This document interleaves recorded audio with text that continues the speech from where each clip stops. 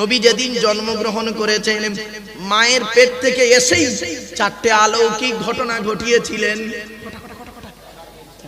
কিরকম অলৌকিক শুনলে চমকে যাবেন। আচ্ছা বাপেরা, আপনাদের আল্লাহ দুটো হাত দিয়েছে, হাত দুটো একটু দয়া করে ছেড়ে দেন তো, ছেড়ে দেন।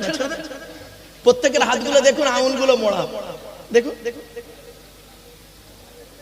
আঙুলগুলো মোড়া, দেখুন কারোর হাত এমন নেই, পেশাদ দিলে এমন হবে, দেখুন নইলে এমন। দেখুন কেন এমন মোড়া, কেন এটা মোড়া, কেন প্রত্যেক বাচ্চার হাতের মোড়া, দেখুন কেন?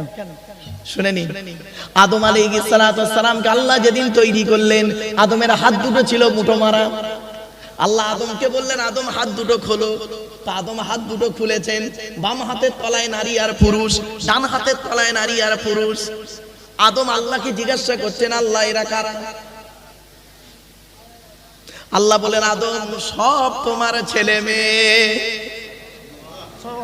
তো আদম বললে, আল্লাহ এরা সবাই যদি আমার সন্তান হয় তাহলে দুই হাতের নিচে কেন করলেন? এক হাতের নিচে করলে ক্ষতি কি ছিল? আল্লাহ বললেন, আদম বাম হাতের তলায় যাদের দেখতে পাচ্ছ ওরা সব হলো জাহান্নামী, আর তোমার ডান হাতের তলায় যাদের দেখতে পাচ্ছ ওরা সব জান্নাতি।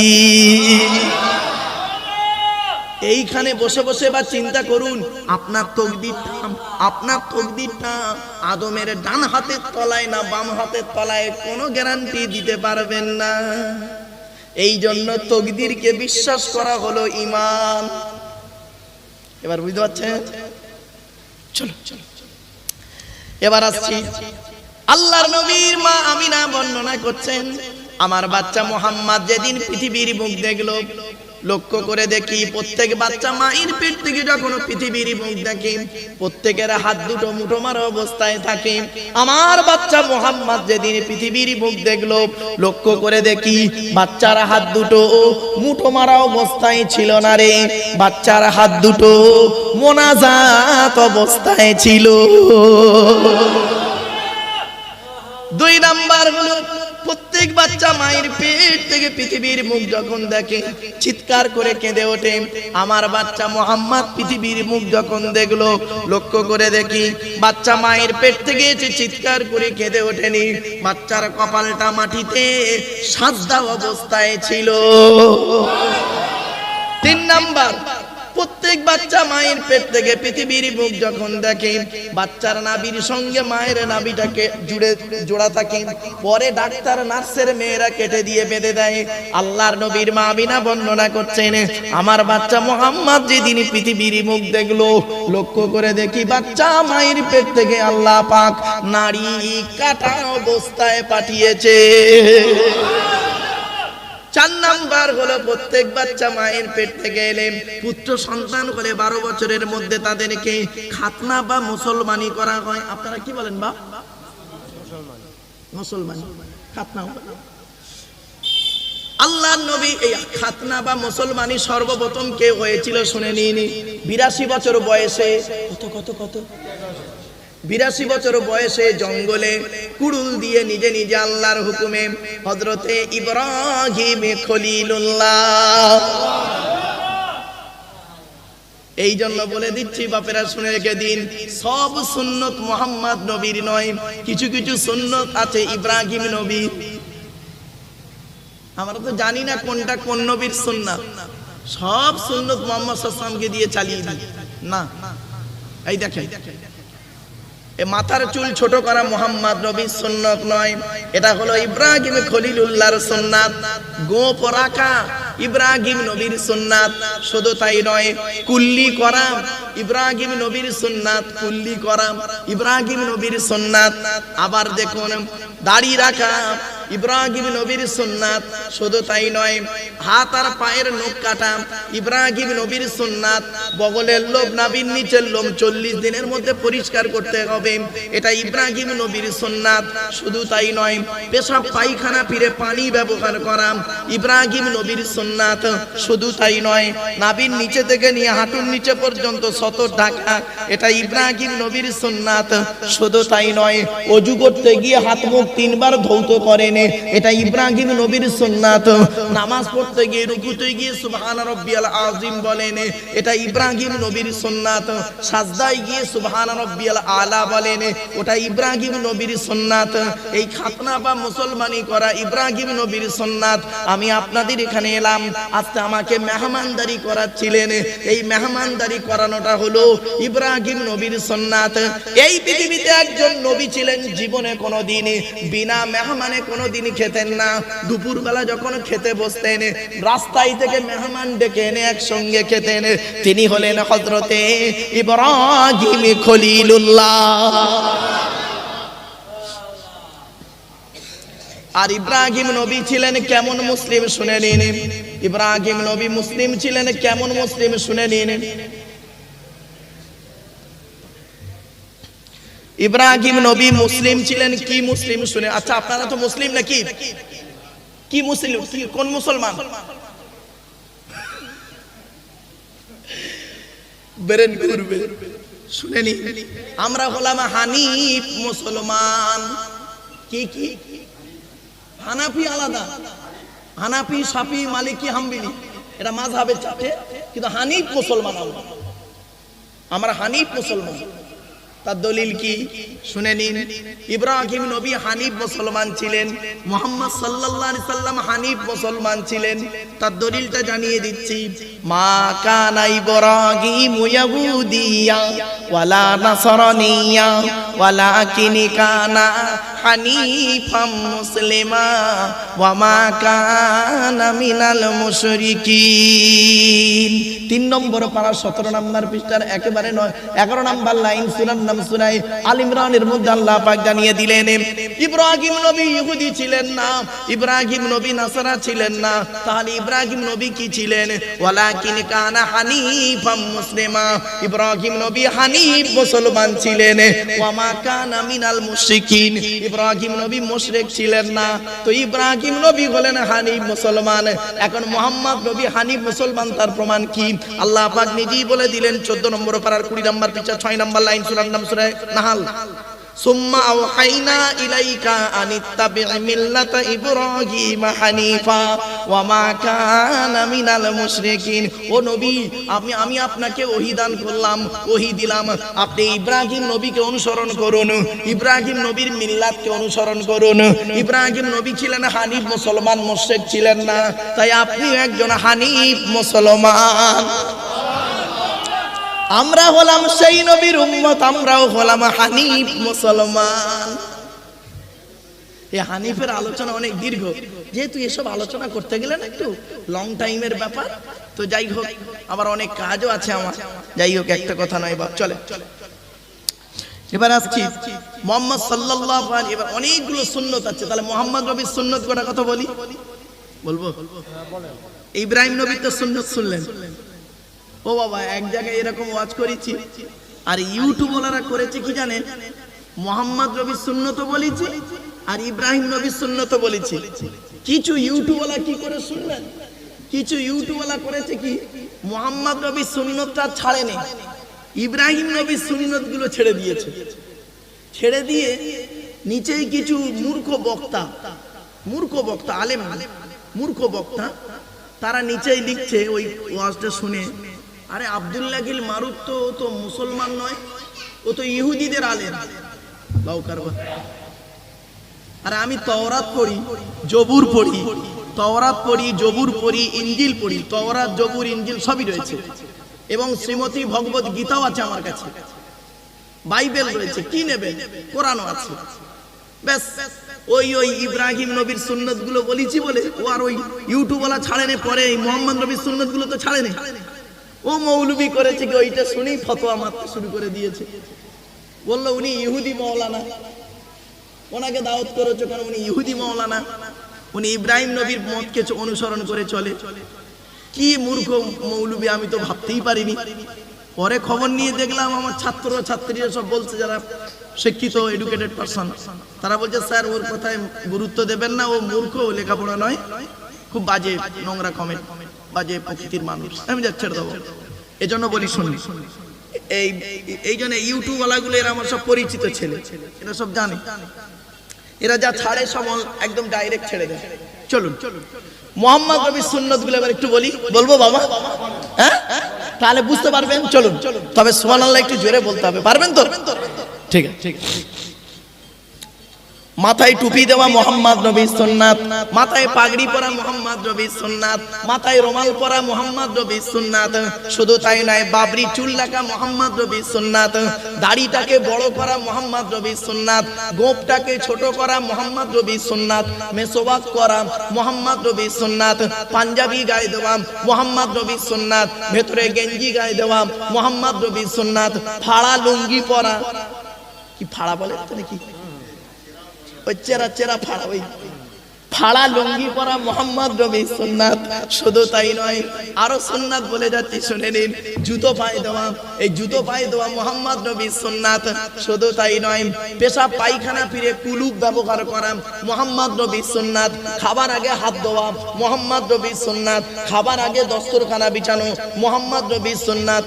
খাবার আগে দোয়া বলা মোহাম্মদ নবীর সুন্নাত। খাবার আগে লবণ বা পানি গালে দেওয়া মোহাম্মদ নবীর সুন্নাত। মোহাম্মদ নবী করতেন কি, 3 আঙুলে খাবার তুলতেন। আমার রাসূল করতেন কি, 3 আঙুলে খাবার তুলতেন, 5 আঙুলে গালে দিতেন, ভালো করে চিবিয়ে হজম করে বের করতেন।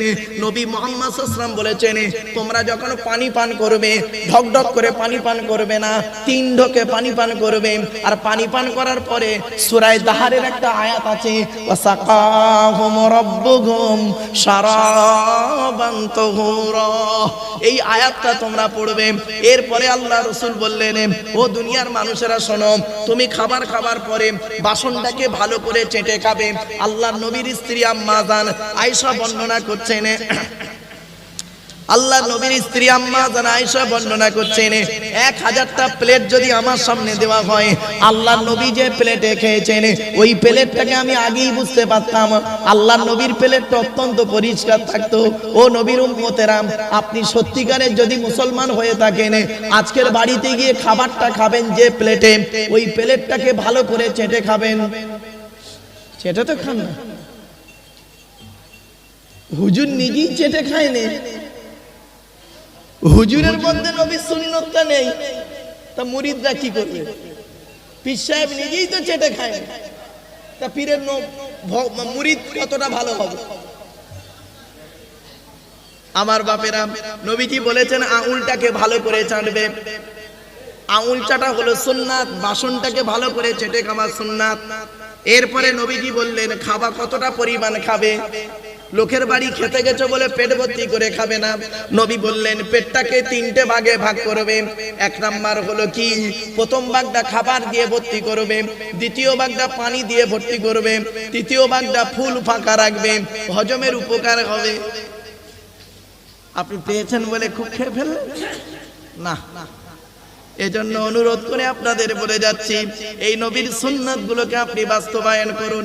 আরে নবী দিবস করছেন, নবী নবী নবী নবী করে চিৎকার করছেন, নবীর কি সুন্নত আপনার মধ্যে আছে?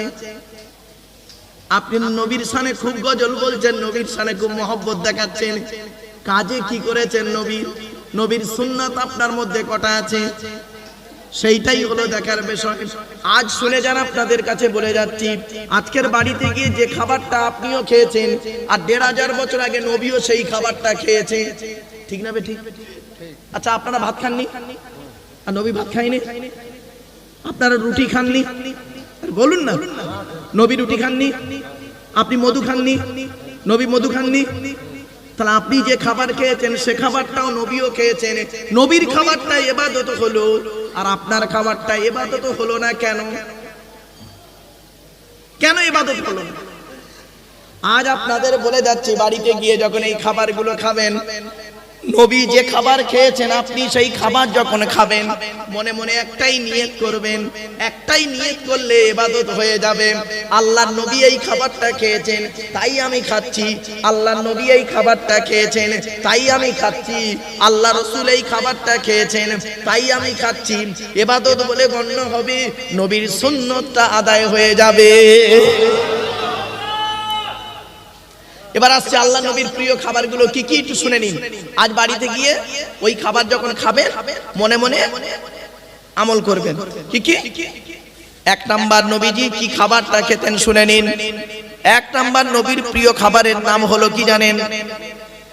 স্বচ্ছ পানি। কি বললাম বাবা? স্বচ্ছ পানি খেতে নবী পান করতে ভালোবাসতেন। আপনি যখন মিনারেল ওয়াটার পানি পান করছেন, মনে মনে কেন একটু বললেন না আল্লাহর নবী স্বচ্ছ পানি পান করতে ভালোবাসতেন, তাই আমি এই পানিটা পান করছি, বিসমিল্লাহ বলে পান করলেন, ইবাদত বলে গণ্য হবে, নবীর সুন্নতটা আদায় হয়ে যাবে। আল্লাহর নবীর প্রিয় খাবারের নাম হলো কি জানেন? মধু। মধু।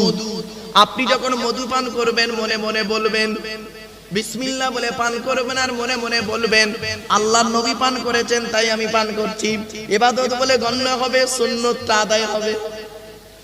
আপনি যখন দুধ খাবেন, দুধ নবীর প্রিয় খাবার ছিল দুধ। দুধ যখন খাবেন আপনি মনে মনে বলবেন সেম।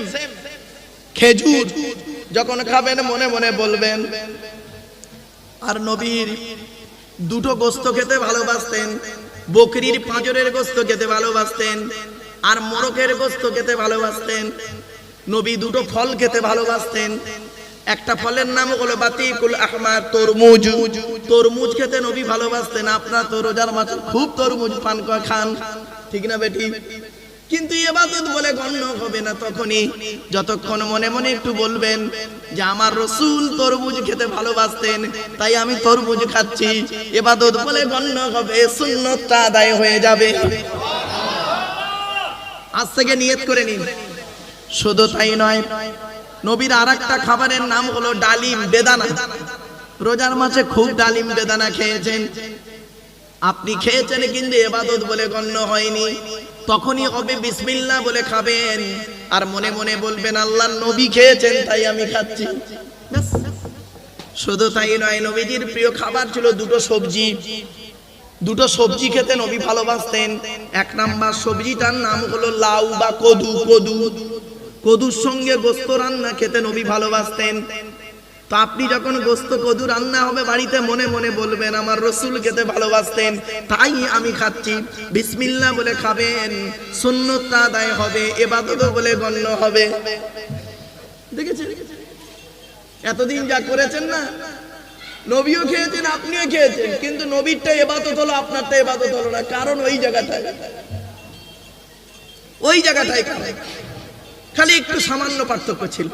এই পার্থক্যটাই আপনার খাওয়াটা বেকার হয়ে গেল। শুধু তাই নয়, নবী আর একটা সবজি খেতে ভালোবাসতেন, কচি শশা। কি বললাম বাবা? কচি শশা। কচি শশা খেতে নবী ভালোবাসতেন। কানাডার টরন্টো ইউনিভার্সিটি অ্যানাটমি বিভাগের প্রফেসর, বিখ্যাত পণ্ডিত বৈজ্ঞানিক, লোকটার নাম হলো তাতা উইলিয়ামস হার্ভে। উনি বলছেন মুহাম্মদ সাল্লাল্লাহু আলাইহি ওয়াসাল্লাম কচি শশা কেন খেত? আমি একটু গবেষণা করে দেখি। উনি গবেষণা করে বলছেন মুহাম্মদ সাল্লাল্লাহু আলাইহি ওয়াসাল্লাম কচি শশা খেতেন। কচি শশা খেলে কি হয়? শশা ব্রেনটাকে ঠিক রাখে, সুগার ঠিক রাখে, হার্ট ঠিক রাখে, ব্লাড ঠিক রাখে, পেট পরিষ্কার করে, লিভার ঠিক রাখে। শশা নিজে হজম হতে পারুক আর না পারুক, অপরকে হজম করে মাল বের করে দেয়। ১৫০০ বছর আগে নবী যে খাবারটা খেয়েছেন সেই খাবারটা আজ বৈজ্ঞানিকরা গবেষণা করে বের করলো। আপনিও যখন শশা খাবেন মনে মনে এটাই বলবেন আল্লাহ রাসূল খেয়েছেন তাই আমি খাচ্ছি। আপনি খিচুড়ি খাবেন আর মনে মনে এটাই বলবেন আল্লাহ রাসূল খেয়েছেন তাই আমি খাচ্ছি। আপনি মিষ্টি খাবেন, মনে মনে বলবেন আল্লাহ রাসূল মিষ্টি খেয়েছেন তাই খাচ্ছি, বিসমিল্লাহ বলে খাবেন, ইবাদত বলে গণ্য হবে। আর কি হবে? সুন্নতটা আদায় হবে। আপনি ঘুমাতে যাবেন, নবী যেভাবে ঘুমিয়েছেন সেইভাবে আপনাকে ঘুমাতে হবে। চলুন দেখি নবী কিভাবে ঘুমিয়েছেন দেখি। নবী বলেছেন ঘুমানোর আগে কি করবে? ওযু করে নেবে। ২ নাম্বার, ঘুমানোর আগে কি করবে? বাতিটা অফ করে দেবে। ৩ নাম্বার, ঘুমানোর আগে বিছানাটা ঝেড়ে নেবে। ৪ নাম্বার, ঘুমানোর আগে দোয়া বলবে। ৫ নাম্বারে ডান হাতটা ডান চোয়ালিতে রাখবে, ডান কাত ফিরে ঘুমাবে। ৬ নাম্বার হলো কি? বেটা ছেলেদের বিনা কারণে উপুড় হয়ে শোয়া নিষেধ আছে, মেয়েদের বিনা কারণে চিত হয়ে শোয়া নিষেধ আছে। কোথায় আছে? আপনি মুসলমান, নবীর সুন্নত আপনার মধ্যে আছে বাবা।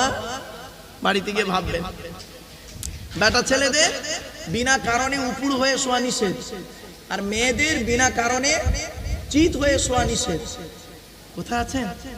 আরো আসুন, একটা কথা বলি, হাতে টাইম আছে। একবার দরুদ শরীফ আল্লাহুম্মা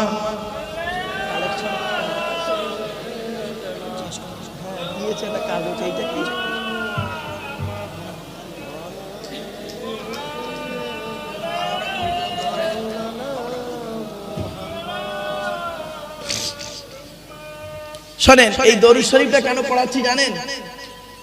ভাববেন না যে নবী মারুফ সাহেব ভুলে গেছে বলে দরুদ শরীফ পড়াচ্ছে, না না না। আল্লাহর নবী বলেছেন, মান সাল্লা আলাইকা ওয়াহিদাতান সাল্লাল্লাহু আলাইহি আশারা, যে ব্যক্তি আমার উপরে একবার দরুদ শরীফ পড়বে নামায় আমলনামায় 10টা নেকি লিখে দেবে। কেন দরুদ শরীফ বারে বারে পড়াচ্ছি? আল্লাহর নবী বলেছেন, মান সাল্লা আলাইকা আশরান ফি আউয়ালিন নাহারি ওয়া আশরান ফি আখিরিন নাহারি নালাতহু শাফাতি ইয়াউমাল কিয়ামা।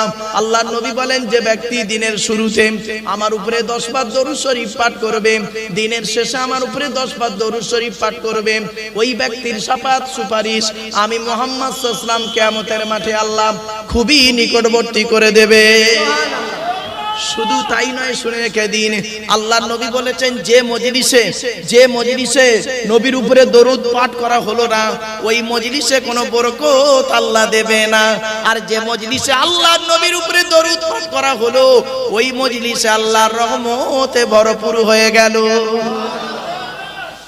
আমার বাপেরা, এজন্য এই দরুদ শরীফ আমি কমসে কম যতক্ষণ আলোচনা করি 10 বার যেন দরুদ শরীফটা পড়া হয়। একবার উচ্চ আওয়াজে দরুদ আল্লাহুম্মা।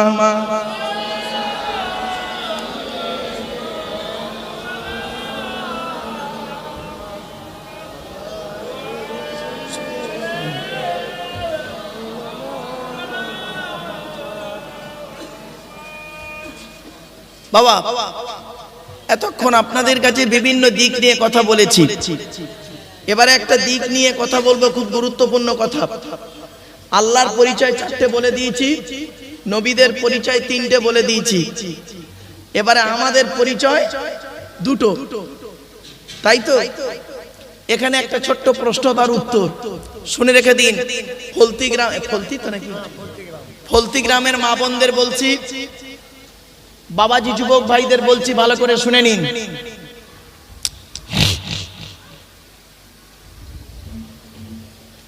আল্লাহর নবীর ছোট কন্যা মা ফাতেমাকে নবীজি হযরত আলী রাদিয়াল্লাহু তাআলা আনহুর সঙ্গে বিবাহ দিয়েছিলেন, ঠিক না বেঠিক? আচ্ছা, হযরত আলী রাদিয়াল্লাহু তাআলা আনহুকে জামাই করতে গেলেন কেন নবীজি?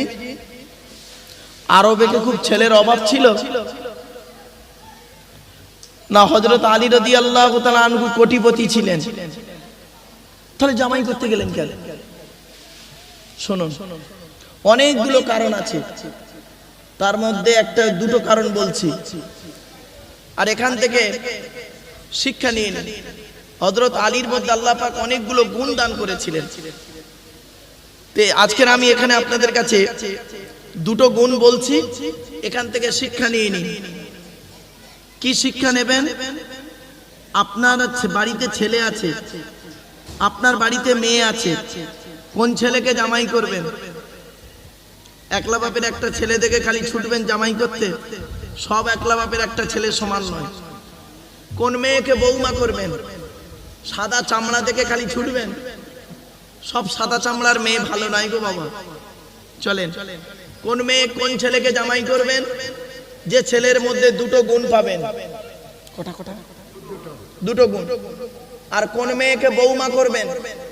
এই কোরআনে আছে, যে মেয়ের মধ্যে 6টা গুণ পাবেন। আগে ছেলেদেরটা বলি, তারপর মেয়েদেরটা বলবো নাকি বাপ? চলেন। ছেলেদের 2টো গুণ কি কি? 1 নাম্বার, ছেলেটি দেখবেন সৎ ছেলে কিনা খবর নেবেন। সৎ কাকে বলে? বক্তব্যের শুরুতেই আমি একটা কথা বলেছিলাম, মনে পড়ছে আপনাদের? 2 ঠোঁটের মাঝখানে, 2 রানের মাঝখানে, ঠিক আছে কিনা খবর। আপনারা বৌমা করতে গেলে মেয়েটার চরিত্র দেখেন, মেয়েটা কটা ছেলের সঙ্গে প্রেম করেছে, মেয়েটার বাম্মা ভালো কিনা, এই সব দেখেন। ছেলেটার তো দেখেন না কটা মেয়ে নষ্ট করেছে। মেয়ের বেলা দেখলেন, ছেলের বেলা দেখলেন না কেন? ছেলেটা নেশাবান করে কিনা। মেয়ে দেখতে গিয়ে মেয়েটাকে বললে, রে মেয়ে ছেলে, কোরআন পড়তে পারো? কোরআন পড়ো। ছেলে দেখতে গেলে ছেলেটাকে কেন বলেন না, এই ছেলে, এই ওযুর ফরজ জানো, গোসলের ফরজ জানো, কোরআন পড়তে পারো? একবারও বলেন। তাহলে যারা বিয়ের দেখাশোনা করেছেন কত বড় ভুল করেছেন, কবরে ঢুকুন, কিয়ামতের মাঠে আপনাদের সঙ্গে দেখা হবে। আজকের বলে গেলাম। এরপরে আসছি, কোন ছেলেকে জামাই করবেন? যে ছেলের মধ্যে দুটো গুণ পাবেন। 1 নাম্বার ছেলেটি সৎ ছেলে কিনা খবর নেবেন। 2 নাম্বার ছেলেটি কর্মী কিনা খবর নেবেন। কর্মী ভাষাটা বুঝে? কর্মী মানে পরিশ্রম করে, কুড়ে নয়, বাপের হোটেলে খায় এমন ছেলে নয়, পরিশ্রম করে। কোন মেয়েকে বৌমা করবেন? এই কোরআনে আছে, শুনে নিন। যে মেয়ের মধ্যে কটা গুণ বলেছি বাবা? 6টা। মুসলিমাতিন, মুমিনাতিন, কানিতাতিন, তাইবাতিন, আবিদাতিন, সাইহাতিন, সাঙ্গিবাতিন ওয়া আবকারা। 28 নম্বর পারার 19 নম্বর পৃষ্ঠার 11 নম্বর লাইন, সূরার নাম সূরা তাহরিমের 5 নম্বর আয়াত। 1 নাম্বার দেখবেন মেয়েটি মুসলমান কিনা খবর নেবেন। 2 নাম্বার মেয়েটি বিশ্বাসী মেয়ে কিনা খবর নেবেন। 3 নাম্বার হলো কানিতাতিন, আনুগত্যশীলা মেয়ে কিনা খবর নেবেন। দূর থেকে খবর নিয়ে দেখবেন মেয়েটি ওর বাপ আর মাকে ভক্তি শ্রদ্ধা করে কিনা খবর নেবেন। দূর থেকে খবর নিয়ে সঠিক তথ্য যদি পেয়ে যান মেয়েটি ওর বাপ আর মাকে ভক্তি শ্রদ্ধা করে না, ও যত সুন্দরী মেয়ে হোক, যত কোটিপতি ঘরের মেয়ে হোক, আর যত বড় পীর সাহেব মলি সাহেবের মেয়ে হোক, খবরদার ওই মেয়েকে জীবনে কোনোদিন বৌমা করবেন না। ও ওর নিজের বাম্মাকে ভক্তি শ্রদ্ধা করে না, তোমার বাম্মার পাতে সহজে 1 থালা ভাত দিতে চাইবে না। বেশিরভাগ মেয়ের সংসার নষ্ট হয় মেয়ের মায়ের কান ভাঙানিতে, ঠিক না বেটি? বেশিরভাগ মেয়ের সংসার নষ্ট হয় মেয়ের মায়ের কান ভাঙানিতে। এই মেয়ের মায়েদের বলে যাচ্ছি, ফলতি গ্রামের মেয়ের মায়েদের বলে যাচ্ছি, ও মেয়ের মায়েরা জীবনে কোনোদিন ছেলের মায়ের সঙ্গে কোনোদিন টেক্কা দিতে যেও না। কি জিনিস তুমি পাঠিয়েছো, 10 মাস 10 দিন পেটে ধরেছো, 2.5 বছর দুধ পান করিয়েছো, আর 18 বছর জিনিসটাকে ভালো করে লালন পালন করেছো। কি জিনিস তোমার ডাইস থেকে বেরিয়েছে তুমি ভালো জানো, আর কি জিনিস পাঠিয়েছো তুমি খুব ভালো জানো। ওই মেয়ের কথা শুনে খালি থানায় বধূ নির্যাতন কেস করতে ছুটো না। কিছু বুঝতে পারছেন আমার ওয়াজ? যে মেয়ের মা যত বেশি চালাক, যে মেয়ের মা যত বেশি চালাক, ওই মেয়ের কপালে তত তাড়াতাড়ি তলাক। বাস্তব বললাম। যে মেয়ে দেখবেন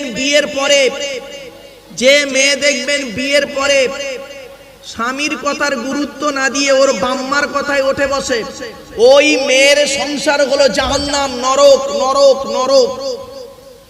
অনেক মেয়ে ছেলে আছে দেখবেন স্বামীর কথার গুরুত্ব নেই, ওর বাম্মা যেটা বলে সেটাই করে, ওঠে আর বসে। ও মেয়ে ভালো মেয়ে নয়, ও ভালো জাতের মেয়ে নয়, খবরদার বুঝে নেবেন। এর জন্য দায়ী কিন্তু মেয়েটা নয়, ডাইসটা দায়ী, ডাইস। বুঝতে পারছেন? ডাইসটা যদি ভালো হয়, ও ডাইস থেকে যে মালটা বেরোবে ভালোই বেরোবে, আর ডাইসটা যদি খারাপ হয়, ও ডাইস থেকে যে মালটা বেরোবে খারাপই বেরোবে। ডাইসটা হলো বাপ আর মা। পেটে ধরলে মা হওয়া যায় না, আর জন্ম দিলে বাপ হওয়া যায় না। মাম্মা হতে গেলে অনেক দায়িত্ব আছে। চলুন একটু দেখে নি, একটু ধৈর্যের পরিচয় দিন বাবা, নিজেরাই বুঝতে পারবেন কোথায় ওয়াজটা হচ্ছে আজ।